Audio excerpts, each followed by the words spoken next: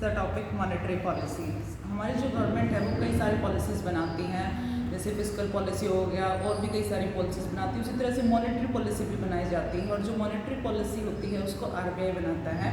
Monetary policy का main ये होता है supply of money, rate of interest, credit policy, इन सब पे फोकस करती है जो हमारी मॉनेटरी पॉलिसी होती है। और मॉनेटरी पॉलिसी का मेन जो उसको हम फॉर्म करते हैं उसका जो मेन पर्पस होता है, जो हमारे यहाँ पे इन्फ्लेशन और डिफ्लेशन की कंडीशन जो हमारे क्रिएट हो जाती है उसकी प्रॉब्लम को सॉल्व करने के लिए। इसके अलावा भी इसके बहुत सारे ऑब्जेक्टिव होते हैं, जैसे प्राइस स्टेबिलिटी करना, सेविंग एंड इन्वेस्टमेंट को प्रमोट करना, एम्प्लॉयमेंट को प्रमोट करना, सप्लाई ऑफ मनी को रेगुलेट करना। ऐसे कई तरह के ऑब्जेक्टिव है जो मॉनेटरी पॉलिसी के परफॉर्म करती है। अब क्या होता है, मॉनेटरी पॉलिसी बनाने का मेन पर्पस क्या होता है, सप्लाई ऑफ मनी का एक्सपेंशन या कॉन्ट्रैक्शन, यानी कि सप्लाई ऑफ मनी को हमें एक्सपेंड करना है या उसे कंट्रोल करना है। तो उसके लिए हमारे इसमें बहुत सारे इंस्ट्रूमेंट दिए जाते हैं जिनको हम यूज़ करते हैं। तो जो मॉनेटरी पॉलिसी की जो इंस्ट्रूमेंट है उनको हमने दो पार्ट्स में डिवाइड किया है। एक तो होते हैं क्वांटिटेटिव और एक होते हैं क्वालिटेटिव। क्वालिटेटिव को हम सिलेक्टिव कंट्रोल भी कहते हैं। क्वांटिटेटिव सबसे पहले मैं आपको एक्सप्लेन करूँगी क्वांटिटेटिव। उसमें सबसे पहले आता है बैंक रेट, जिसको हम क्या कहते हैं, डिस्काउंट रेट भी कहते हैं। बैंक रेट वो रेट होता है जिस पर आरबीआई कमर्शियल जो हमारे बैंक्स होते हैं उनके बिल्स को डिस्काउंट करती है। अगर आरबीआई बैंक रेट को यूज़ करके भी जो हमारी मनी सप्लाई है उसके एक्सपेंशन और कॉन्ट्रैक्शंस को कंट्रोल कर सकती है।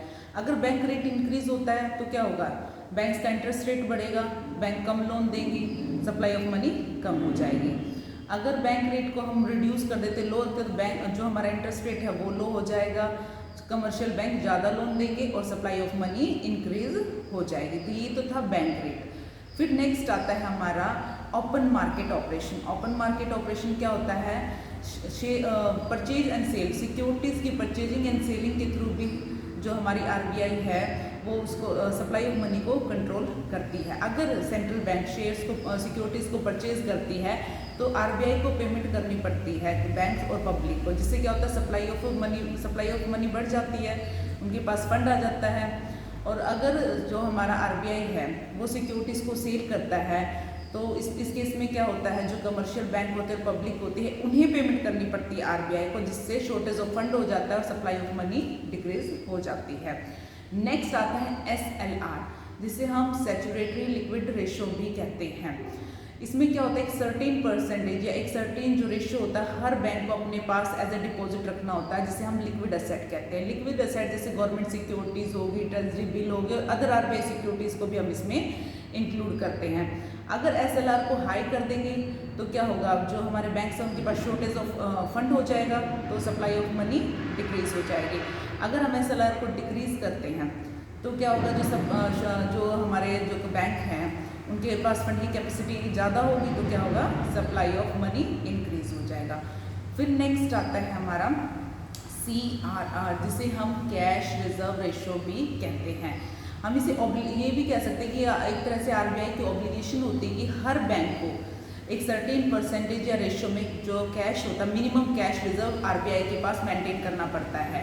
तो आरबीआई के पास भी एक इंस्ट्रूमेंट होता है, CRR भी एक इंस्ट्रूमेंट होता है जिसके थ्रू वो क्रेडिट पॉलिसी को मॉनिटर कर सकती है। अगर आरबीआई CRR के उसके रेशियो को इंक्रीज कर देती है तो उस केस में क्या होता है, जो कमर्शियल बैंक होते हैं उनके पास शॉर्टेज ऑफ फंड होता है तो सप्लाई ऑफ मनी डिक्रीज हो जाती है। अगर आरबीआई जो होती है वो CRR को डिक्रीज कर देगी तो उससे क्या होगा, जो हमारे कमर्शियल बैंक है उनके पास जो है फंड वो ज़्यादा हो जाएगा, लोन पेइंग की कैपेसिटी उनकी ज़्यादा होगी, वो ज़्यादा से ज़्यादा लोन दे सकेंगे, जिससे हमारा सप्लाई ऑफ मनी इंक्रीज हो जाएगा। उसके बाद आता है मल्टीपल रेट ऑफ इंटरेस्ट। इसे आरबीआई ने अक्टूबर 1960 में इंट्रोड्यूस किया था। मल्टीपल रेट इंटरेस्ट में क्या होता है, आरबीआई एक सर्टेन कोटा फिक्स करती है वेरियस कमर्शियल बैंक के लिए।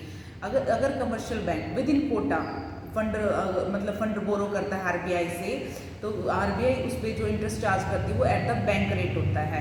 लेकिन अगर जो कमर्शियल बैंक जो हमारे बैंक्स होते हैं वो कोटा से बाहर, यानी कि उस लिमिट से क्रॉस करके अगर फंड बोरो करते हैं आरबीआई से, तो उस केस में जो इंटरेस्ट होता है वो बैंक रेट से ज़्यादा होता है।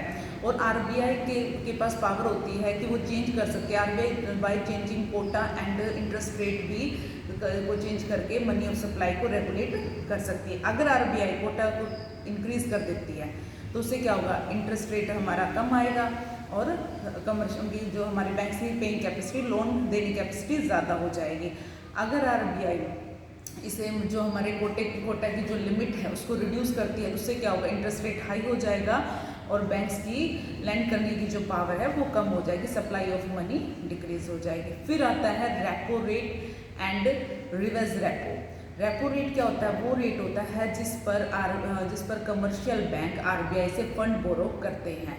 और रिवर्स रेपो क्या होता है, रिवर्स रेपो वो रेट होता है जिस पे आरबीआई इंटरेस्ट पे करती है कमर्शियल बैंक को, देर डिपॉजिट, उनकी डिपॉजिट्स होती है उनके ऊपर। तो आरबीआई अगर रेपो रेट को इंक्रीज कर देगी तो क्या होगा, इंटरेस्ट रेट बढ़ेगा, सप्लाई ऑफ मनी डिक्रीज हो जाएगा। अगर आरबीआई रेपो रेट को कम करती है तो क्या होगा, इंटरेस्ट रेट कम हो जाएगा और सप्लाई ऑफ मनी हमारी इंक्रीज हो जाएगी। ये तो थे हमारे क्वालिटेटिव इंस्ट्रूमेंट जिनको हम यूज़ करते हैं क्रेडिट मनी सप्लाई को कंट्रोल करने के लिए। अब आते हैं हमारे क्वालिटेटिव, जिन्हें हम सिलेक्टिव कंट्रोल भी कहते हैं। उसमें सबसे पहले आता है change in margin requirement of loan. सबसे पहले मैं आपको ये बताती हूँ कि मार्जिन रिक्वायरमेंट क्या होता है। Margin is the difference between the loan value and the market value of the security. जो हमने लोन लिया उसके लिए जो हमने सिक्योरिटी मोर्गेज पे रखी है उसकी वैल्यू में जो डिफरेंस होता है उसे हम मार्जिन रिक्वायरमेंट कहते हैं। और जो मार्जिन परसेंटेज होती है इसे आरबीआई फिक्स करता है। अगर आरबीआई, मैं आपको एग्जांपल देती हूँ, फॉर एग्जांपल इफ मार्जिन जो हमारी परसेंटेज है वो 20% है, तो जो हमारे बैंक्स हैं वो जो भी सिक्योरिटी है उसकी मैक्सिमम 80, उसकी जो मार्केट वैल्यू उसका मैक्सिमम 80% तक लोन दे सकते हैं। तो आरबीआई अगर मार्जिन रिक्वायरमेंट को इंक्रीज करेगी तो क्या होगा, बैंक कम लोन दे सकते हैं, सप्लाई ऑफ मनी डिक्रीज हो जाएगी। अगर मार्जिन जो परसेंटेज आरबीआई उसको कम कर देती है तो उससे क्या होगा, जो हमारे बैंक वो ज़्यादा लोन दे सकते हैं और सप्लाई ऑफ मनी इंक्रीज हो जाएगी। नेक्स्ट आता है मोरल परसुएशन। इसमें क्या होता है कि मोरली भी जो है आरबीआई इन्फ्लुएंस करती है जो अपने मेंबर बैंक्स होते हैं कि वो जो हमारी मॉनेटरी पॉलिसी है उसको परस्यू करें, उसको इम्प्लीमेंट करें। नेक्स्ट आता है CAS, जिसे हम कहते हैं क्रेडिट ऑथराइजेशन सिस्टम। इसे आरबीआई ने 1965 में स्टार्ट किया था।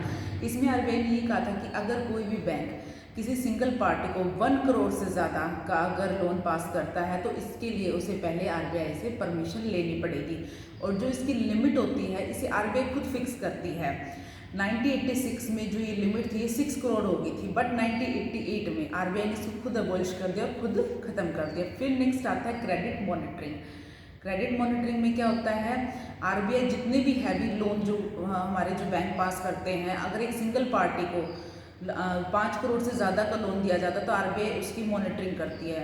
इन सिंपल वर्ड्स में आप ये भी कह सकते हो कि आरबीआई मॉनिटरिंग एंड सैंक्शनिंग करती है all the loans which are more than 5 crore to a single party. अगर एक सिंगल पार्टी को 5 करोड़ से ज़्यादा के जितने भी लोन दिए जाते हैं उनकी टाइम टू टाइम मॉनिटरिंग करती है। फिर आता है सीलिंग लोन। सीलिंग लोन में क्या होता है, आरबीआई ये पहले से डिसाइड कर देती है कि सिंगल प्रोजेक्ट पे आप कितने ज़्यादा इन्वेस्टमेंट कर सकते हो। तो आरबीआई ने डिसाइड कर रखा है कि सिंगल जो प्रोजेक्ट है उस पर आप 500 करोड़ से ज़्यादा का लोन पास नहीं कर सकते। एक सीलिंग कर दी जाती है कि आप उस लिमिट को क्रॉस नहीं कर सकते। ये सारे हमारे इंस्ट्रूमेंट्स थे मॉनेटरी पॉलिसी के to control the expansion and contraction of supply of money. Supply of money के एक्सपेंशन और कंट्रैक्शन के लिए मॉनेटरी पॉलिसी का जो मेन पर्पस होता है, जो वो रिलेटेड होती है वो होती है इन्फ्लेशन और डिफ्लेशन से। इन दोनों सिचुएशंस को कंट्रोल करना इसका मेन पर्पस होता है। इन्फ्लेशन क्या होता है, कंसिस्टेंट राइज इन प्राइस। और कंसिस्टेंट राइज प्राइस में क्यों होते हैं, क्योंकि सप्लाई ऑफ मनी ज़्यादा होती है, सप्लाई ऑफ मनी ज़्यादा होगी तो डिमांड ज़्यादा होगी, डिमांड ज़्यादा होगी तो प्राइस कॉन्टिन्यूस बढ़ेंगे। और डिफ्लेशन में क्या होता है, सप्लाई ऑफ मनी कम होती है, कंटिन्यूस फॉल इन प्राइस। और कंटिन्यूस फॉल इन प्राइस कब होगा, जब सप्लाई ऑफ मनी कम होती है, तो कम होगी तो डिमांड कम होगी, डिमांड कम होगी तो प्राइस कम होगी। तो मॉनेटरी पॉलिसी दोनों सिचुएशंस में कंडीशंस को सॉल्व करने के लिए बनाई जाती है। ओके।